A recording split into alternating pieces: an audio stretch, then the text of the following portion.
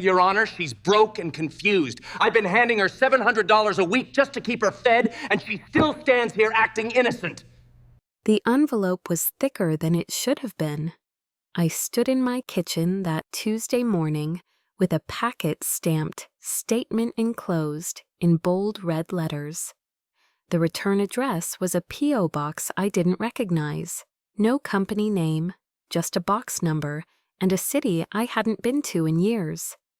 Inside were 43 pages, stapled like someone wanted the weight of it to do the talking. An invoice, $47,000. Across the top, in clean black type, invoice hash 10,477. Mailed date 2 days earlier.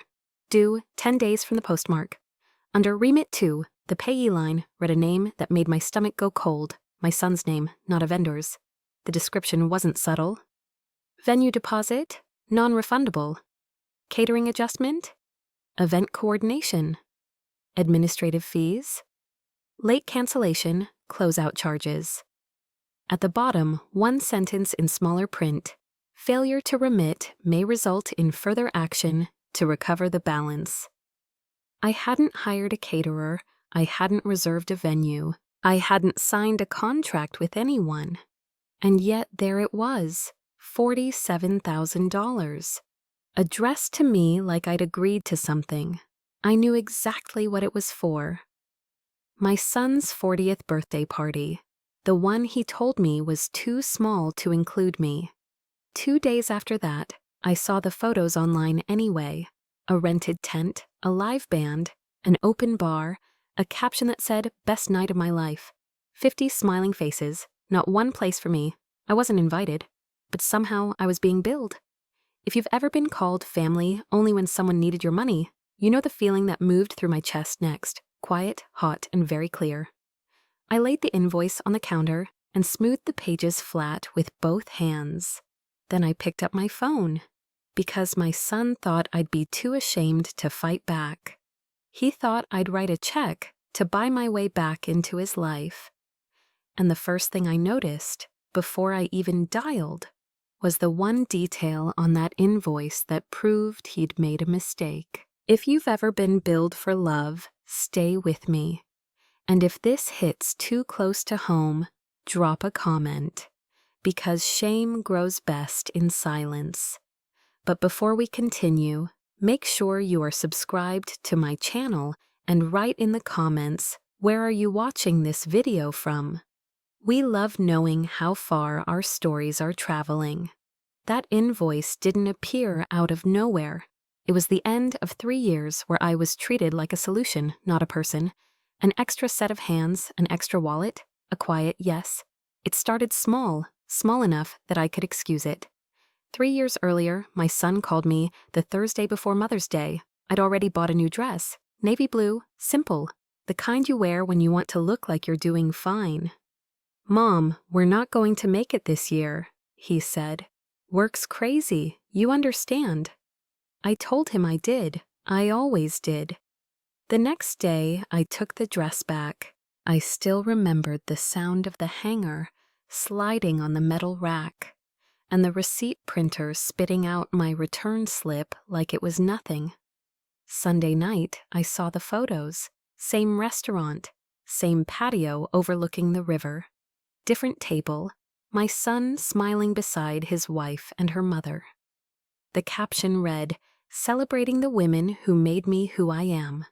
I wasn't in the photo. I told myself it was a misunderstanding. I told myself a good mother didn't compete for a seat at her son's table, so I swallowed it, quietly. 6 months later, his wife called.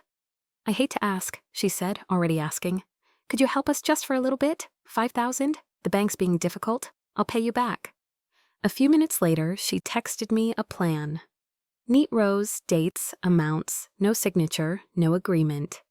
Just something that looked official enough to make me feel silly for doubting her. I wrote the check that afternoon. Check hash 2,183. Memo line, loan. I dropped it off at their house because she said she needed it right away. She hugged me in the doorway and called me a lifesaver. My son wasn't home. She said he didn't even know yet. 3 months passed, then 6. When I finally brought it up, careful, polite, like I was asking for permission to remember my own money, she acted surprised. "Oh," she said, "I thought we talked about that. It was more a family investment, helping us get stable so we can help you later. Later, when I was older, when I was weaker, when I needed them." Somehow the debt flipped. I stopped mentioning it. I told myself $5,000 wasn't worth losing my son. Then came daycare. My grandson was 4. His daycare closed at 6. My son and his wife worked until 6:30, sometimes 7. The solution was obvious to them, like it had always been obvious. My phone would buzz around 4:30. 4:32 p.m. "Can you grab him? Running late." 4:41 p.m. "Please, just this once." 5:03 p.m. "You're a lifesaver." Just this once turned into a pattern. Weeks, months, years. No one asked if I had plans. No one offered gas money for the 40-minute drive each way. I rearranged my book club. I skipped my volunteer shift at the library. I canceled coffee with my neighbor, my friend since before my son was born, because a text message had become more powerful than my calendar. One night, I carried my grandson inside asleep on my shoulder. It was almost 8. I'd fed him dinner. I'd read him 2 stories. I'd listened to him practice letters with the little plastic magnets on my fridge. My son was on the couch watching a game. His wife was on her laptop. "Thanks, Mom," my son said, eyes still on the screen. "You're the best." No one stood up. No one took the child from my arms. I laid my grandson down in his bed, tucked the blanket under his chin, and let myself out like I was leaving a job site. On the drive home, I realized I couldn't remember the last time either of them had asked me how I was doing. The last time they'd invited me to stay for dinner. The last time I'd felt like a mother instead of a service provider. I'd learned it the hard way. I was useful, not invited. And here's the thing about being useful for 35 years as an accountant. You don't survive that long by trusting vibes. You trust records.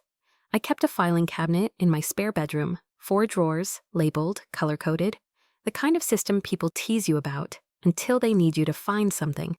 Inside were things most people threw away. The scan of that canceled check for $5,000. Screenshots of those pickup texts, hundreds of them, stacked in a folder on my phone labeled daycare. A spreadsheet I started 2 years earlier, tracking mileage to and from their house. Not because I planned to charge them. I never did. I tracked it because I needed to see the imbalance in black and white. So I couldn't gaslight myself into calling it love. I even had old receipts that made no sense to keep. My ex-husband used to laugh that I could find a slip from 1986 if you asked nicely. He wasn't wrong. I still had the hospital receipt from the day my son was born. $39.72 for the television rental in the recovery room, filed under family major events. It wasn't about being excessive, it was about being certain. And I never imagined the person I'd need protection from would be my own son. Little did I know those receipts would save me. I heard about my son's 40th birthday party 2 weeks before it happened. He called on a Tuesday afternoon while I was rinsing a coffee mug at the sink. His voice was bright in that practiced way, like he was reading from a script he'd rehearsed in the car. "Mom," he said, "we're keeping it small this year." Small. That word landed like a lid snapping shut. "How small?" I asked, already knowing. "Just us," he said. "Me, Claire, maybe a couple friends. Nothing big." He didn't stutter. He didn't apologize. He didn't say, "Of course you'll be there." He just kept talking about work, about how 40 felt weird, about how he didn't want to fuss, while I stood there with dishwater cooling around my hands. When I finally said, "Okay," he sounded relieved, "Thanks for understanding," he said, and then he was gone. I told myself I must have misunderstood what small meant now. I told myself maybe he'd swing by after dinner with a slice of cake. Maybe Claire had something planned quietly. I told myself a lot of things because it was easier than admitting the truth. The truth showed up 3 days before the party in my driveway. My neighbor, Mrs. Alvarez, was unloading groceries from her trunk when I walked out to get the mail. I waved. She waved back, then hesitated, like she'd almost driven away from something and couldn't. "Ellen," she said softly, Are you going to Riverside Gardens on Saturday?" My stomach tightened. "Why?" I asked, keeping my voice level. She glanced down at the bags, then back up at me. "Oh, I just assumed everyone's talking about it. The pavilion, the lights, the band." "The band," I repeated. She winced. "Honey, I thought you knew." That was the moment the air changed. The moment I understood it wasn't a misunderstanding. It was a decision other people already knew about. I managed a small smile. "No," I said. "I'm not going." Mrs. Alvarez's hands tightened around a paper bag. "I'm sorry," she whispered. "I shouldn't have. I'm sorry."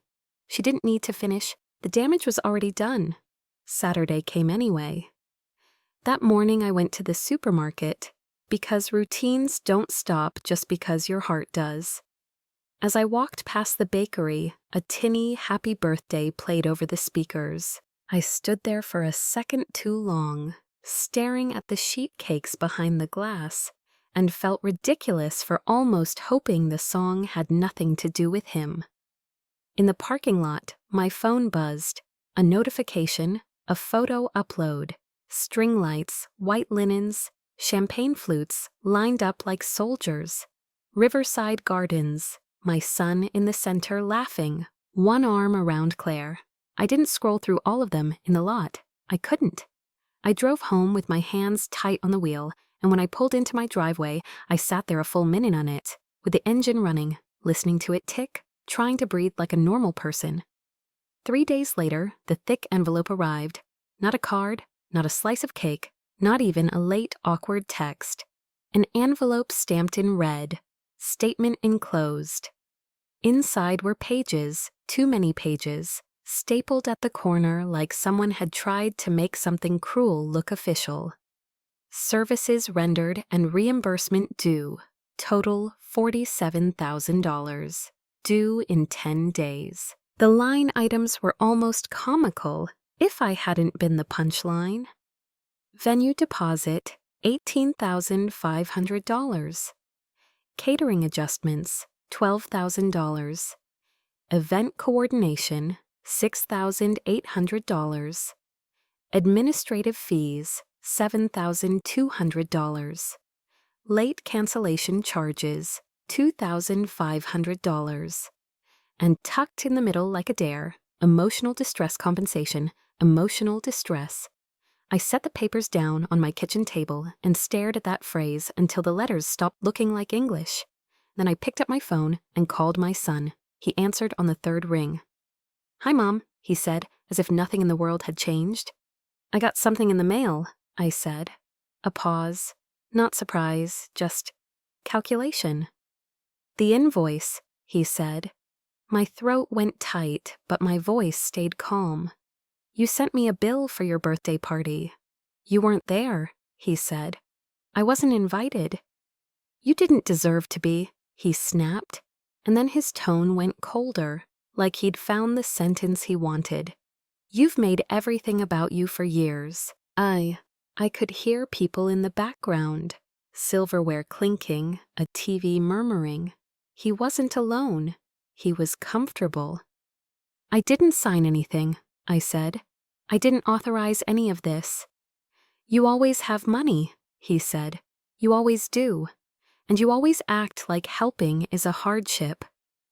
"This isn't help," I said. "This is fraud." That word made him inhale sharply. "Don't be dramatic," he said. "Just pay it, or don't. But if you don't, we'll send it to collections. Simple." "Send me the contract," I said. "The one with my signature." Silence. Then the line went dead. A minute later, a text came through. "You deserved it. Pay the bill or it goes to collections." I stared at the screen until my eyes burned. Then I did what I always did when something didn't add up. I opened my filing cabinet. I spread the invoice out again and started reading it the way I read a tax return. Slowly, without emotion, looking for the mistake that would explain everything. At the bottom of page 2 was a contract number. Too long, too neat, like it had been generated by a template. The vendor addresses were worse. 3 different companies, 3 different names, 1 P.O. box, and not just any P.O. box. It was a box number I hadn't thought about in years. From a town 40 minutes south, one I had used briefly 20 years ago, when my ex-husband and I were dealing with tax paperwork and didn't want our home address on every piece of mail. I felt the hair lift on my arms. I flipped to the authorization page. Authorized signer E. Walters, not my name. Close enough to confuse someone skimming, wrong enough to prove intent. Under it was a looping signature, trying hard to look like mine. But the slant was off. The flourish at the end was the kind of flourish someone adds when they're guessing. I didn't need to guess. I pulled a folder from the back of the drawer. Old IRS correspondence, yellowed at the edges, and there it was, that same P.O. Box printed on an official return address, dated 1998. Proof. I took photos of the invoice, photos of the P.O. box, photos of the old tax letter.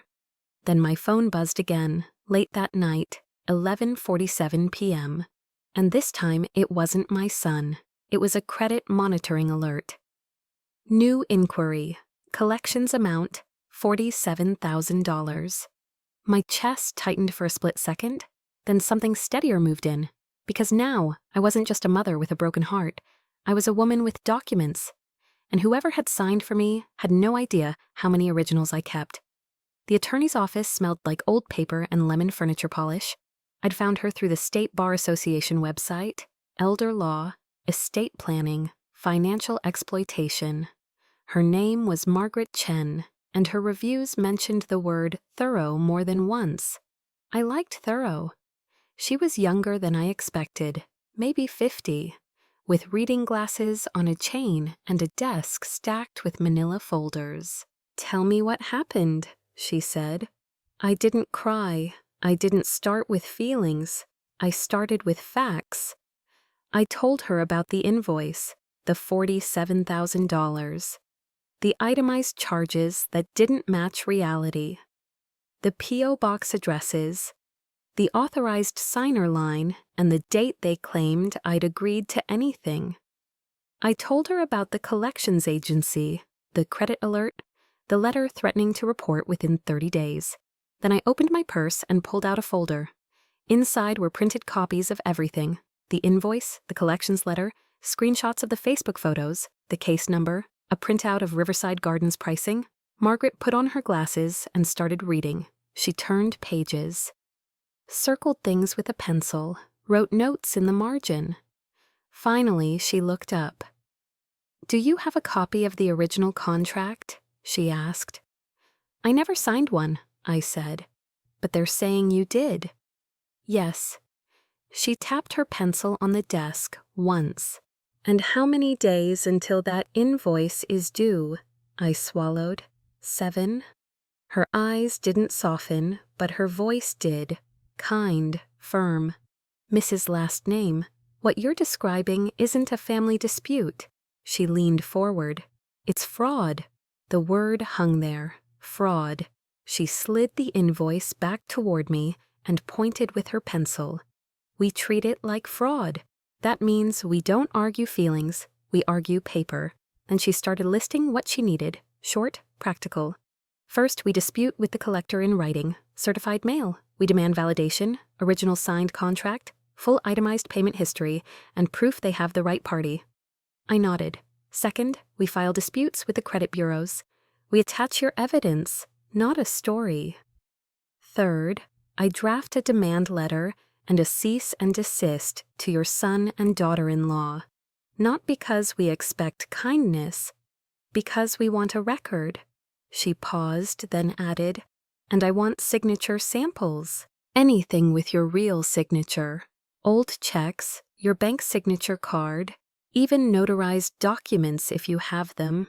We'll compare." I felt something steady click into place. I thought about my filing cabinet, 4 drawers, color-coded, 35 years of records. "Yes," I said, "I can do that." Margaret's mouth lifted just slightly. "Good. The more documentation you have, the faster this ends." I left her office with template letters, a checklist, and a feeling I hadn't had in 3 years. Control.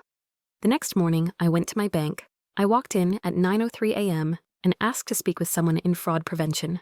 The woman who met me was named Lisa. She had a nameplate and a photo of 2 little girls in dance costumes. I showed her the invoice. "I need to confirm I never authorized these charges," I said, "and I need that confirmation in writing." Lisa pulled up my account. Scroll, click, scroll again. "I'm looking at your transaction history for the past 12 months, she said. "I don't see any payments to Riverside Gardens or any of these vendor names." "What about wires? Cashier's checks? Anything that could have been disguised?" She shook her head. "Nothing like that. The largest check you wrote was $1,200 to your homeowner's insurance." I let out a breath I didn't realize I'd been holding. "Can you print it?" I asked. "All of it," Lisa nodded. The printer beside her desk started spitting paper, one page, then another, like it was telling the truth out loud. When she finished, she didn't stop there. "Do you still write checks?" she asked. "Sometimes." She clicked again. "Then I can pull the check images and your signature card from when you opened the account." A new sheet slid out of the printer. My signature, written years ago on a bank form. Familiar. Heavy. Mine. Lisa glanced at the invoice signature, then at the bank signature card. Her eyes narrowed. Not dramatic, just professional. "This isn't the same hand," she said quietly. "The slant's different. The finish stroke is different." She put a sticky note on the page and wrote, "Signature exemplar." "I'll also add a note to your file," she said, typing. "And I'm printing a letter stating we found no authorized transaction matching these vendors." She handed me the letter and the stack of statements. "Freeze your credit today," she added, sliding a bright yellow folder across the desk. "And don't pay a cent of something you didn't authorize." I took the folder. Then I went home and opened my filing cabinet. I spent the next 6 hours at my kitchen table. I pulled bank statements, canceled checks, tax documents from the year I'd used that old PO, box. Anything that proved the address discrepancy wasn't a coincidence. I found the March 13th grocery receipt for lemon bars. I found the book club group text for March 14th. 6 people confirming they'd been in my living room that afternoon. I found the scan of the $5,000 check to my son's wife. Memo, loan, never repaid. I printed the text from my son. "You deserved it. Pay the bill or it goes to collections." Then I made copies of everything. Then I made copies of the copies. The originals went back into the filing cabinet. The copies went into a 3-ring binder with tabbed dividers. Bank records, signature samples, receipts, communications, legal documents. By late afternoon, I had 2 stacks, 43 pages of lies, and a binder thick enough to crush them. Before I let myself overthink it, I drove to the post office. The line moved slowly. People shuffled. A baby cried somewhere behind me. When I reached the counter, the clerk didn't look up much, just took my envelope, weighed it, and raised the stamp. The sound was louder than it should have been. Thud, certified. She slid the green receipt toward me with a red date stamped across it. 3 days left until their due deadline. And now everything had a date. I got back into my car and texted Margaret Chen. 5:48 p.m. Documentation ready. Certified mail receipt in hand. When do we send? Her reply came 3 minutes later. 5:51 p.m. Tomorrow morning. I'll finalize the demand letter tonight. I set my phone down. For 3 years, I'd believed being a good mother meant bending, but I wasn't bending anymore. And they were about to learn what happens when you invoice someone who has kept receipts for 35 years. The first letter went out on a Thursday morning. Margaret had drafted it the night before, 3 pages, single-spaced on her firm's letterhead. Professional, precise. She'd CC'd me on the email before she sent it. I read it twice at my kitchen table. RE, fraudulent invoice, #10,477, and unauthorized debt collection. This firm represents my name in connection with invoice #10,477 in the alleged amount of $47,000. Our client has determined that she never entered into a contract with you or any vendor listed. She never authorized any charges related to the event. The signature attributed to her is not hers. She was not invited to the event for which she is now being billed. This invoice constitutes attempted fraud and identity theft.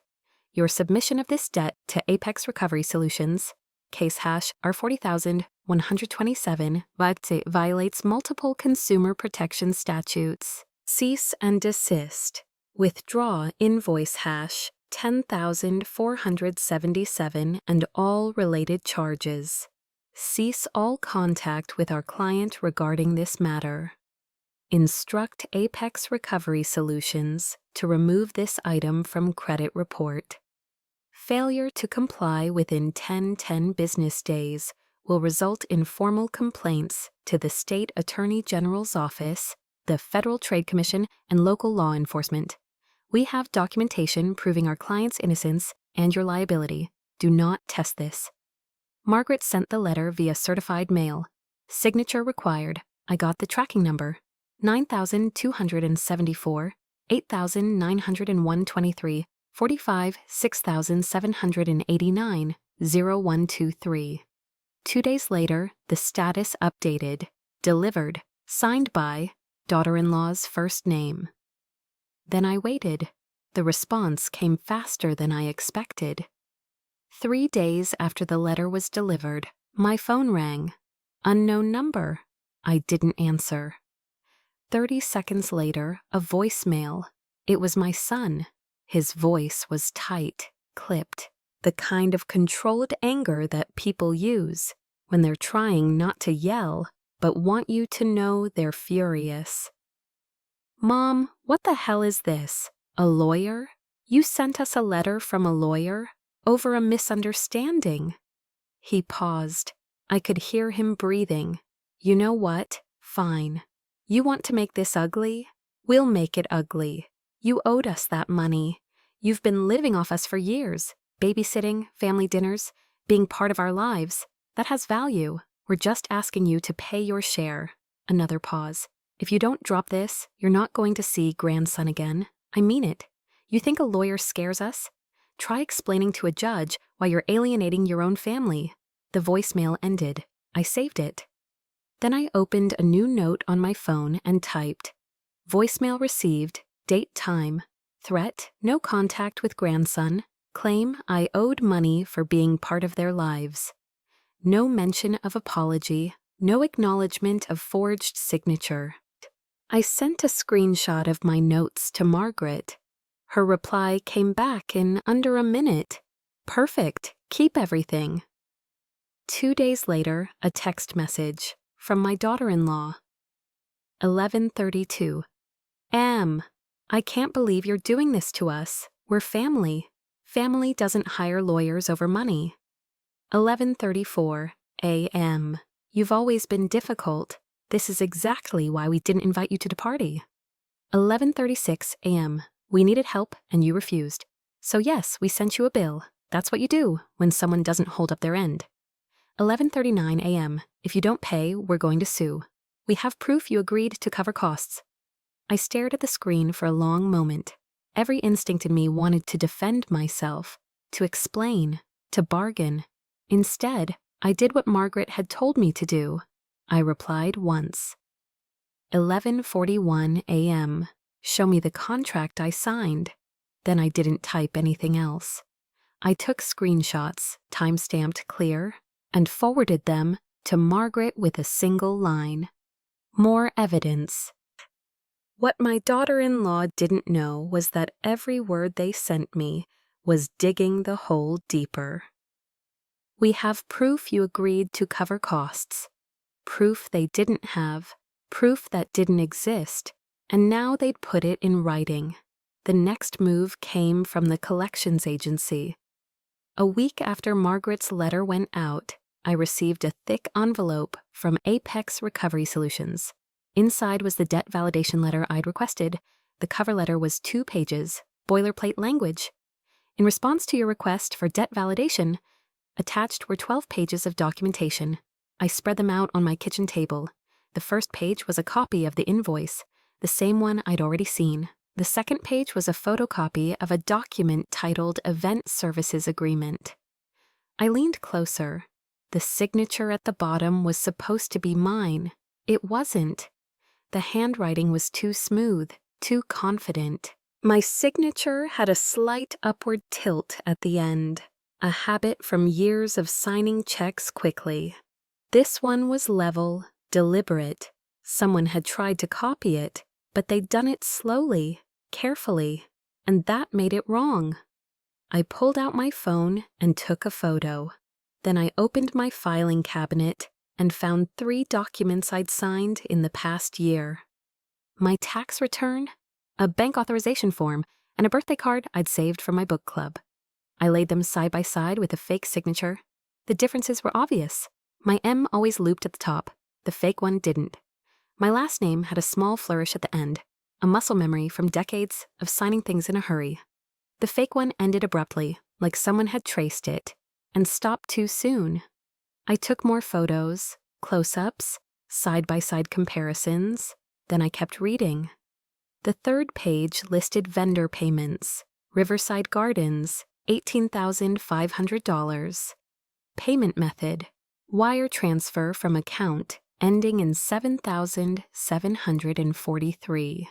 I stopped. I didn't have an account ending in 7,743.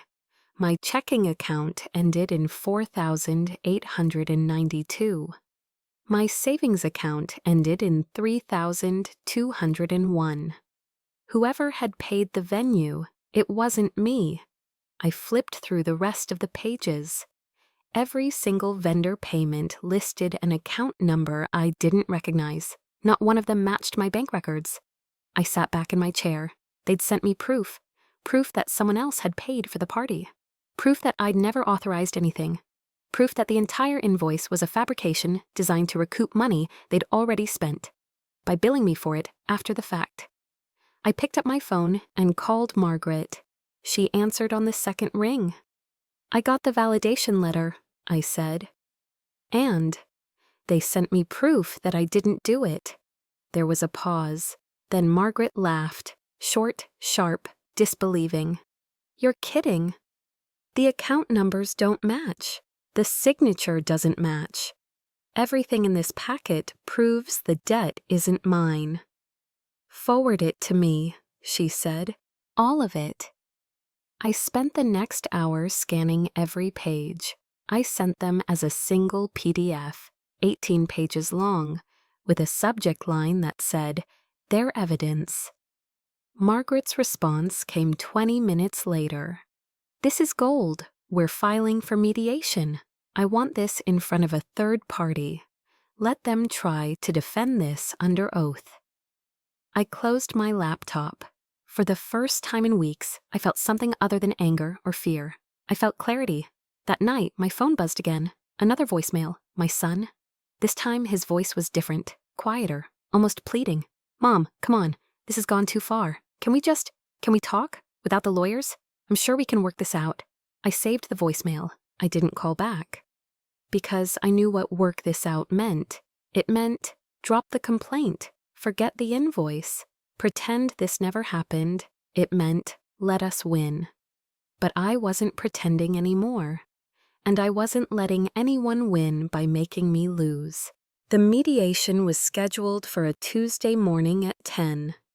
Margaret had filed the paperwork 3 weeks earlier. Small claims dispute, fraudulent debt collection, identity theft. County Courthouse, 3rd floor, room 312. I wore the navy dress, the one I'd bought for Mother's Day 3 years ago and returned the next day. I'd bought it again 2 weeks before the hearing. Same size, same style, different meaning. I arrived 20 minutes early with my 3-ring binder and my purse. The hallway smelled faintly of floor wax and old paper. Somewhere behind a door, a copier word, steady, indifferent. Margaret met me by the water fountain. Ready? I nodded. Remember, you don't have to defend yourself, she said. Present facts. Let the evidence do the talking. The mediator was a woman in her 60s named Linda Morrison. She sat at the head of a long table in a beige room with humming fluorescent lights. My son and his wife sat across from me. I hadn't seen them in person since before the invoice. My son looked thinner, tired. His wife sat with her arms crossed, jaw tight, eyes avoiding mine. Neither said hello. Linda opened a folder. We're here to mediate a dispute regarding invoice hash $10,477 in the amount of $47,000. Let's start with the complainant. She looked at me. I opened my binder. The rings clicked, sharp in the quiet. I received this invoice on date for $47,000 for my son's 40th birthday party, I said. I was not invited to that party. I never signed a contract. I never authorized any charges. And I never agreed to pay for anything. Linda nodded. Do you have documentation supporting that? Yes. I slid the first set of papers across the table. Bank statements, 12 months of transactions. These are my bank records, I said. They show no payments to any of the vendors listed on the invoice.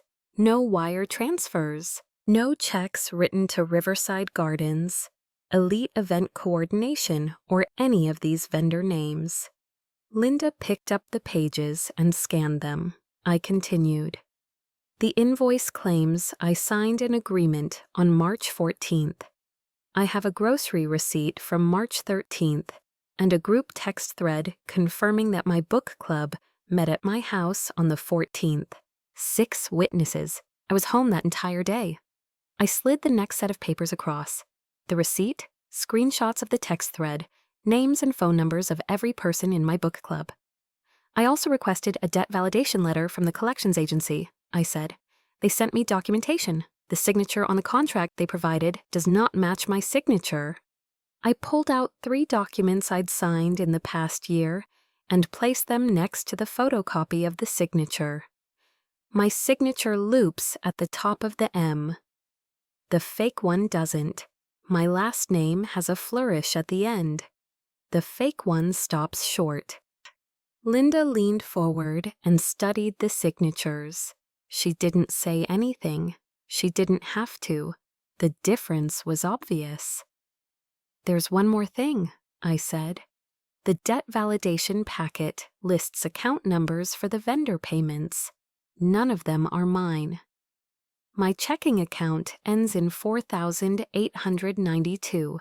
My savings ends in 3,201. The accounts they listed end in 7,743, 8,021, and 6,654. I slid the final set of papers across. The validation pages. My bank statements showing my real account numbers. A letter from my bank confirming I had no accounts ending in those numbers. Someone paid for that party, I said, but it wasn't me. The room went quiet in a way that felt physical. Linda turned to my son. Mr. Last Name, would you like to respond? My son shifted in his chair. He glanced at his wife, then he cleared his throat. Look, he said, this is a misunderstanding. My mom has always helped us out financially. She's given us money before. We just assumed. You assumed I'd pay for a party I wasn't invited to? I asked. My voice stayed calm, flat. But the words landed. My son's jaw tightened. You know why you weren't invited. You've been difficult for years, always making everything about you. We wanted one night that wasn't about managing your feelings. So you sent me a $47,000 bill. We needed help, his wife cut in, defensive. We put that party on credit cards. We thought, since you've benefited from being part of this family, since we've let you be involved in grandson's life, you could contribute. Let me, I repeated. Yeah.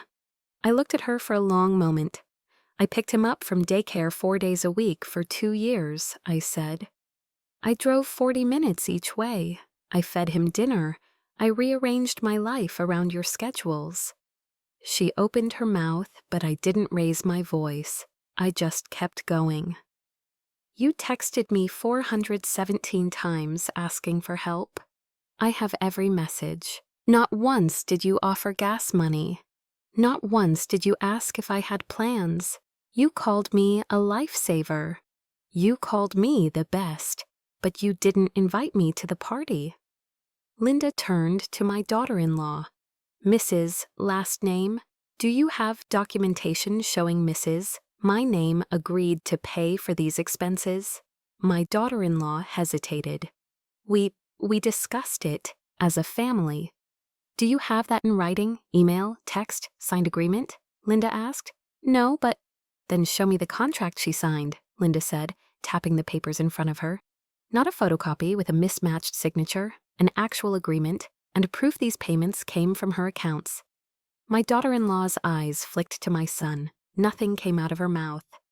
My son leaned forward. Maybe we made a mistake with the paperwork, but she still owes us. This is just asking her to pull her weight. I didn't flinch. I don't owe you anything, I said. I'm your mother, not your ATM, and I'm not paying for a party you didn't want me at. My son's face reddened. You're really going to destroy this family over money? You destroyed it when you used my name, I said. When you sent me to collections. When you threatened to keep my grandson away unless I paid. I pulled out my phone and played the voicemail. If you don't drop this, you're not going to see grandson again. I mean it. His voice filled the beige room, tight, angry, unmistakable. Linda wrote something down. When it ended, I put my phone away. I documented everything. My daughter-in-law pushed her chair back. We're leaving. Linda raised one hand. If you walk out, mediation ends today. I will document your refusal, and Mrs. my name can proceed in court with these exhibits. My daughter-in-law sat back down, slowly, like the air had thickened around her. Linda turned to me. What outcome are you seeking? Invoice withdrawn, I said. Collections claim removed from my credit report. A written agreement that they stop contacting me about this. And if they agree? I won't file an identity theft report today, I said, keeping my eyes on the table. But I will if this continues. My son stared at me. You'd report us? I'd file a report, I said. What happens after that isn't up to me. Linda looked at them. Given what's in front of me, I strongly suggest you agree. If this goes forward, you will lose, and the consequences will be worse. My son and his wife exchanged a look. Finally, my son nodded. Fine, we'll withdraw it.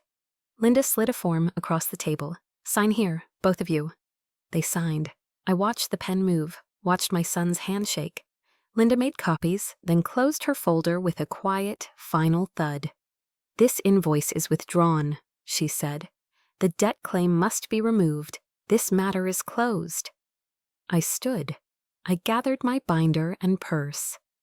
Margaret touched my shoulder as we walked toward the door. I didn't look back, but I heard my son's voice. Mom, wait. I stopped, didn't turn around. I'm sorry, he said. I didn't think it would go this far. I stood there for a moment, then I looked at him over my shoulder. You thought I'd be too ashamed to fight back, I said. You were wrong. Then I walked away. The credit report update came through 6 days later. I checked it 3 times like I didn't trust my own eyes. Account status, removed, date reason, disputed, not authorized by consumer. The collections entry was gone, wiped clean, like it had never existed. I printed the page and filed it where I kept anything that ever tried to rewrite the truth. Legal documents, resolved. Then I sat at my kitchen table with a cup of tea and let myself feel what I'd been holding back for weeks. Relief, not happiness, not celebration. Just the quiet, steady relief of someone who'd walked through fire and come out the other side with her name intact. The fallout started slowly, then all at once. 2 days after mediation, my phone rang. My sister. "I heard what happened," she said. "I didn't ask how. Families like ours didn't keep secrets. They traded them over coffee and casseroles." "I'm sorry," she added. "I didn't know it had gotten that bad." "It's done now," I said. "Is it true?" Her voice lowered. "About the invoice? About them forging your signature?" "Yes." There was a long pause. I could hear her deciding which version of loyalty she could live with. "I always thought they took you for granted," she said finally. "But I didn't think they'd go that far. I'm sorry I didn't say something sooner. It's not your fault." Before we hung up, she said one more thing, and it landed heavier than any apology. "I'm proud of you for standing up for yourself." I didn't know what to do with that, so I just said thank you and stared at my hands until the shaking stopped. The calls kept coming. My late husband's sister reached out 3 days later. Her voice was tight with anger on my behalf. "I want you to know what they did was wrong," she said, "and I told them so." "You spoke to them?" "I called your son yesterday." She didn't soften it. "I told him he should be ashamed, that his father would be ashamed." I hadn't expected anyone to say my truth out loud to their faces. It felt like someone opening a window in a room I'd been suffocating in. "Thank you," I said. "You don't owe them anything," she continued. "Not money, not forgiveness, not your time." After we hung up, I sat with that sentence for a long time. Not money, not forgiveness, not time. For years, I'd treated those 3 things like they were family obligations. Like love meant unlimited access. But love wasn't supposed to be an invoice. Not everyone called. Some family members stayed quiet. Cousins who'd smiled in those party photos. People I'd mailed birthday cards to for decades.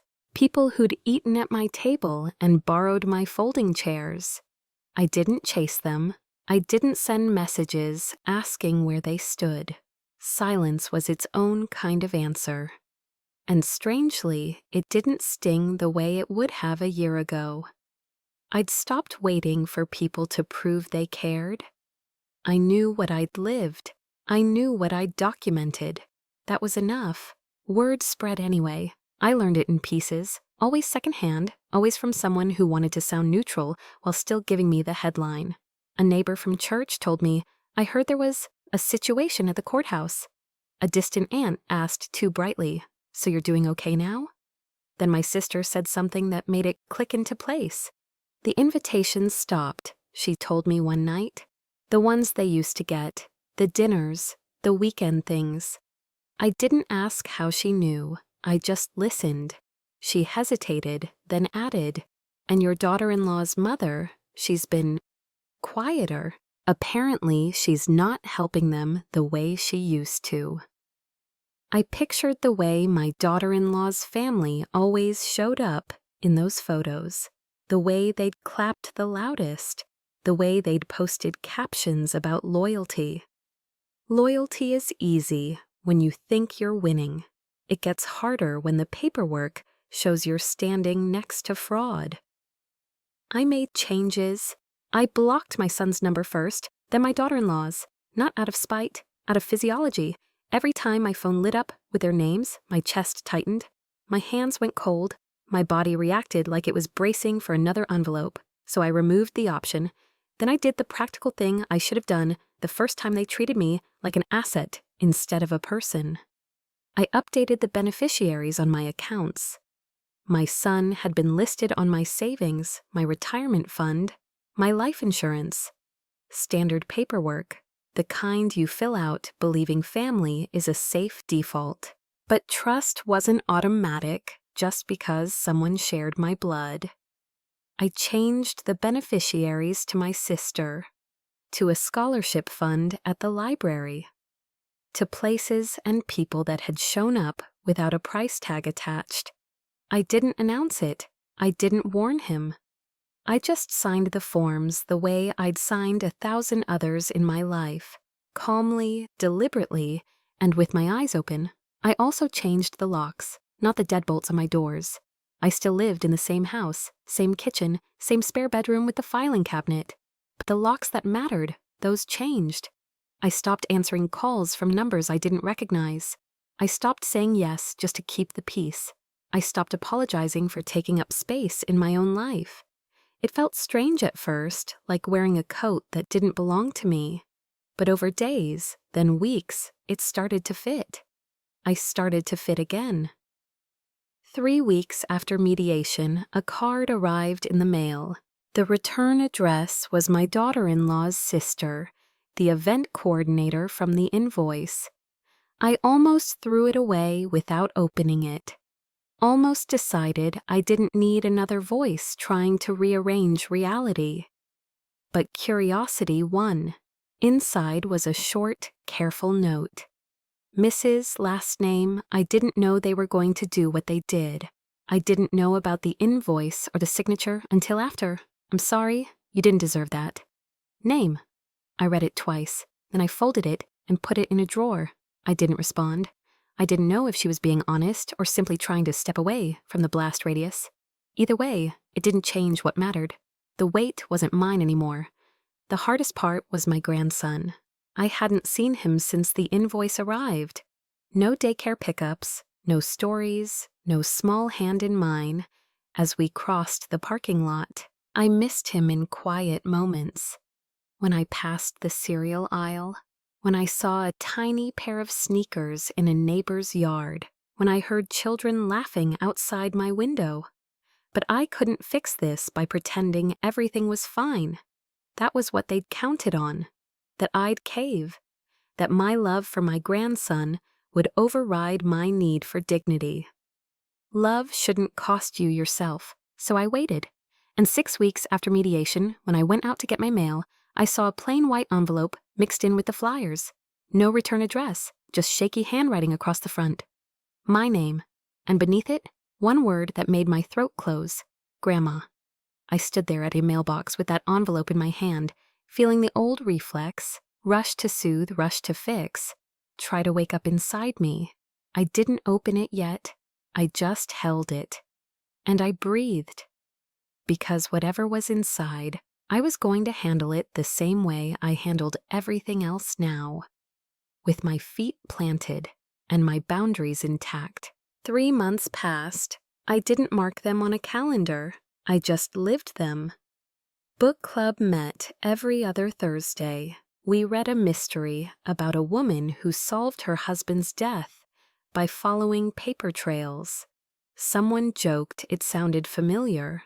I smiled into my mug and let the conversation move on.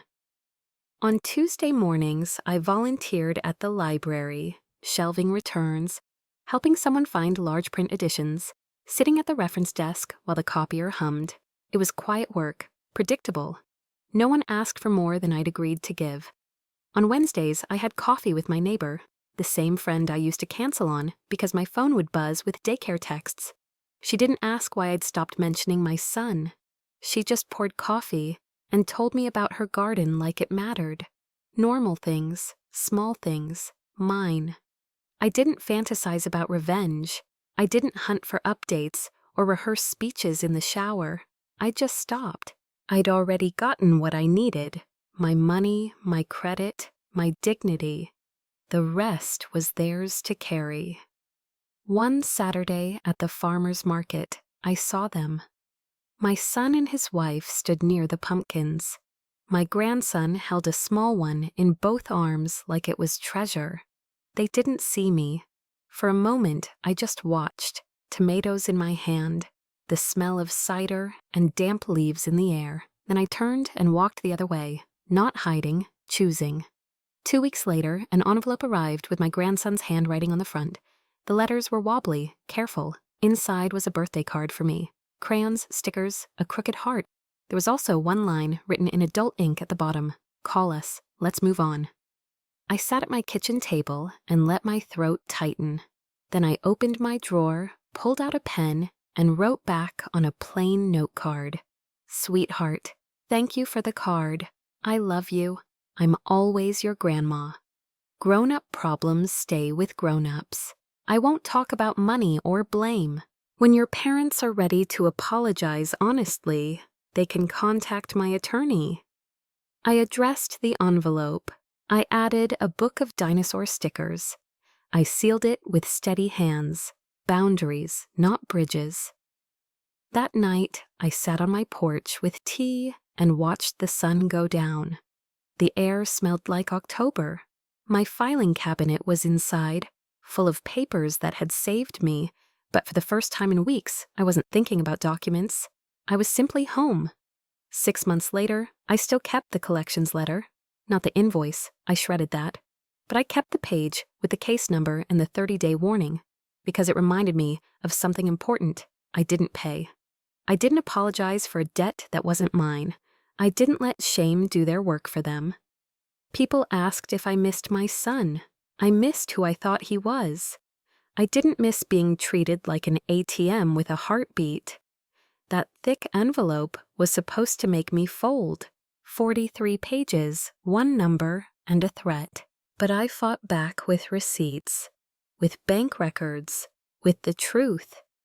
And when my grandson's card arrived, I sent love back without surrendering my boundaries. Because this is what I learned. Boundaries, not bridges. If any part of this feels familiar, tell me in the comments. And if it helped, share it with someone who needs the reminder.